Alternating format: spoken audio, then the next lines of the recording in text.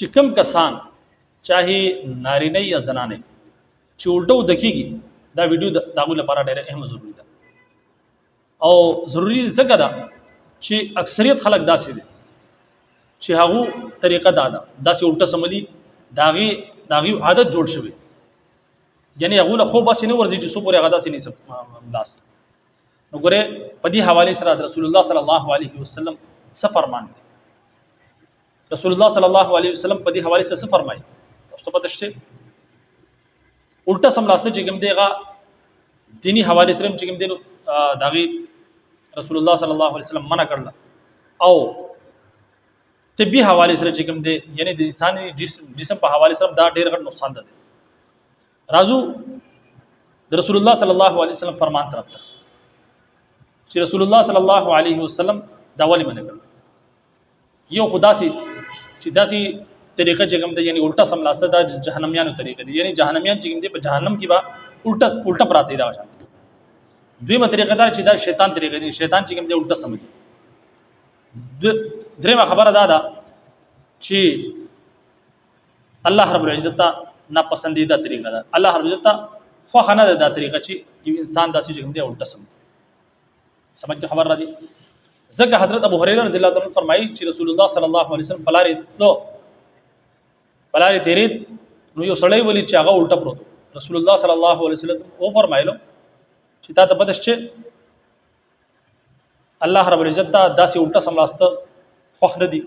یعنی الله رب العزت ته دا طریقه خوښه نه ده چې ته الټه سملې دا نه پسندیده عمل دی د الله رب العزت پرېز دی دغه شان حضرت ابو ذر رضی الله عنه فرمایي چې یو ځل زه الټه ملاسم رسول الله صلی الله علیه وسلم راغی او وی فرمایل چې اے ابو جندب داسې الټه مه سمله ځکه چې داسې دا طریقه چې کوم ده جهنميانو ده یعنی جهنميان به په جهنم کې داسې الټه پراته او د هغې نه علاوه دا طریقه چې کوم ده دا د شیطان طریقه دی شیطان چې کوم دی الټه سملي نو ډېر شي زمونږ ورونه بایګان داسې اکثریت داسې دی چې هغه الټه سملي د هغو عادت داسې چې الټه سملي هغوی بیا خوب ورځي هسې هغو له خوب نه ورځي ځکه چې هغو خپل عادت جوړ کړی نو داسې عادت چې کوم د چامي چاهي زنانه نارینه هغه خپل داسې عادتونه ختم کړي او دا د دې وجه هم دا ده چې آخرت حواله سره هم د دې نقصان دی لیکن دنیاوی اعتبار سره جسمانی اعتبار سره د دې ډېر شي نقصانات دي الټه سملاسته چې کوم د ډاکټرانو منع کوي یعنی د دې سره د زړه بیماریاں ګېډ او سره غټيږي کولمو بیماریاں او ډېر شي نورم بیماریاں د دې سره جوړيږي نو زمونږه ګوره په اسلام څومره ښکلی مذهب دی چې کوم شي نه موږ ته منع کړل کنه په هغې کې زمونږ دنیاوي هم فایدې ډېرې اوس مثال طور پر دا وضو موږ کوو وضو کې چې کوم دی موږ لاس داسې انځو یعنی اوبه داسې د خپل دا چې کوم لاس ته دی اوبه داسې وباسو داسې نه وباسو په دې باندې انګریزانو ساينسدانانو په دې باندې ریسرچ وکړي چې مسلمان داسې لاس انځي داسې ولنه انځي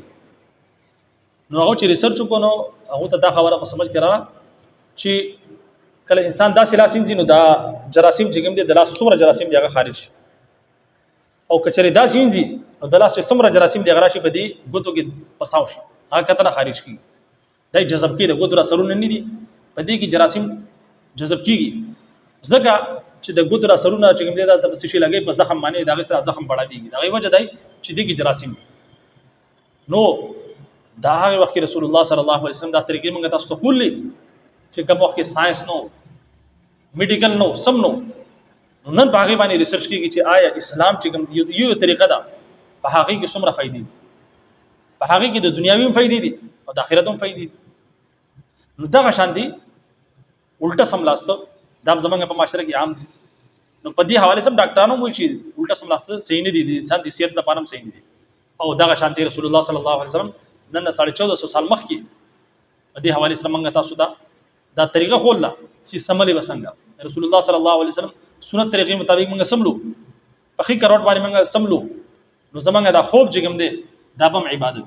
موږ به شپې خوب کو اللهم بسمک اموت واحیا دا دعا به وي په خې طرف بسملو دا خوب چې کوم دی دا زموږ لپاره عبادت شي سمجھ کې خبر راځي موږ خو دیو په دې کې زمونږ خپل فائدہ را خو زکه چې موږ د رسول الله صلی الله علیه وسلم د سنت په مطابق ملاسیو داغه په طریقې باندې موږ عمل کړل نو دا خوب چې موږ دا زموږ لپاره عبادت دی او په دې کې زموږ خپل فائدہ هم ده رسول الله صلی الله علیه وسلم ګوره څومره د دې امت خیال کړل چې دو د دنیوي نقصان نه بچي او د آخرت د نقصان نه بچي نو کوشش دا پکار دی چې موږ کم یو عمل کوو د رسول الله صلی الله علیه وسلم سنت ته وګورو او په داغه په طریقه باندې عمل وکړو دنیا ټول نه کامیاب ترین انسان کم یو رسول الله صلی الله علیه وسلم ځکه د صحابینو